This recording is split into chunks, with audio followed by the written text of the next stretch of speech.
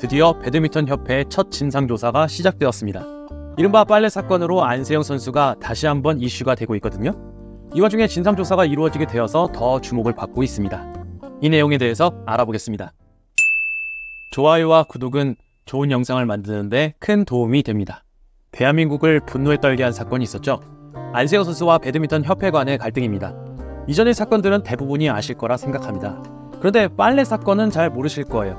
이 사건은 좀 심각해요. 혀를 내두르게 합니다. 중요한 건 이 사건이 안세영 선수와 협회 간 갈등 사건의 본질이라는 것이죠. 먼저 사건 경위부터 알아보죠. 사건의 시작은 안세영이 중학교 3학년이었던 2017년으로 거슬러 올라갑니다. 이때부터 안세영은 국가대표팀에 합류했지만 기대와는 달리 안세영 선수에게 주어진 첫 번째 임무는 훈련이 아닌 선배들의 빨래와 청소 등의 잡무였습니다.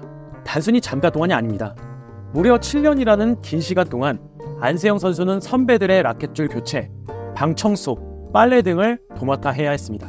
이 같은 상황은 단순한 업무 분담이 아니라 후배에게 부당하게 강요된 노동이었죠. 이에 대해 안세영 선수의 부모는 올해 2월 대한배드민턴협회 관계자들을 직접 만납니다. 그 자리에서 7가지 요구사항을 전달한 것으로 알려져 있습니다. 그중 하나가 바로 안세영 선수가 겪었던 잡무에서의 해방과 생활환경 개선입니다. 대표팀 생활에서의 잡무와 불필요한 스트레스는 안세영 선수의 건강과 경기력에 큰 영향을 미칠 수밖에 없기 때문이죠. 안세영 선수 자신이 겪은 부당하고 불합리적인 악습들을 이제는 끊고 싶은 거예요. 그러나 놀랍게도 협회는 상식과 예상을 넘어서는 답변을 합니다. 이게 오래된 관습이라는 겁니다. 그래서 당장 해결하기 어렵다는 입장을 내놓은 것이죠. 이런 협회의 태도가 안세영 선수에게 큰 실망을 주었고 결국 이 문제는 더 이상 묵과할 수 없는 지경에 이르게 된 것이죠. 이런 내막의 사건들이 계속 누적되어 왔기 때문에 안세영 선수의 입장에서는 악으로 버티며 자신의 입지를 스스로 만들 수밖에 없었던 것이죠. 그래야 자신에게 주목하고 자신의 말에도 힘이 실리게 되니까요. 그래서 파리올림픽에서 금메달을 획득한 후 이러한 문제를 공개적으로 밝히면서 더 이상 대표팀과의 동행이 힘들다고 말한 겁니다. 그래서 그게 큰 파장을 일으키게 된 것이죠. 이 사건은 그 의미가 좀 특별합니다. 이번 빨래 사건이 공론화되면서 단순히 스포츠계의 관행 문제를 넘어서게 됩니다. 관행을 빌미로 후배 선수들의 인권과 존엄성을 침해하는 악습이 여전히 존재하고 있다는 것을 폭로한 사건으로 주목받게 된 것이죠.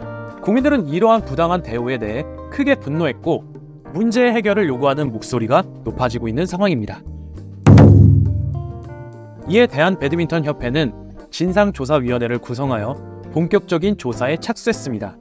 이 위원회는 외부 인사 3명, 변호사 2명, 교수 1명과 내부 인사 2명, 이상순 체육인 인권위원장, 박계옥 감로 구성되어 있으며 국가대표 선수단의 부상관리, 대회 참가 시스템, 훈련 시스템, 관리 규정 등에 대해 철저히 조사할 예정이라고 합니다.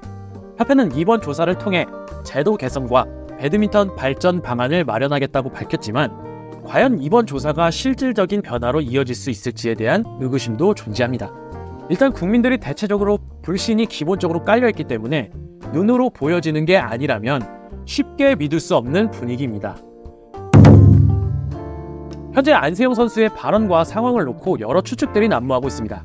상황이나 취지는 당사자만이 알기 때문에 지금 당장 알 수 있는 문제는 아니지만 그래도 안세영 선수가 하나는 확실히 한 것 같습니다. 진작에 변했어야 할 게 변하는 시작점을 만들었다는 것이죠.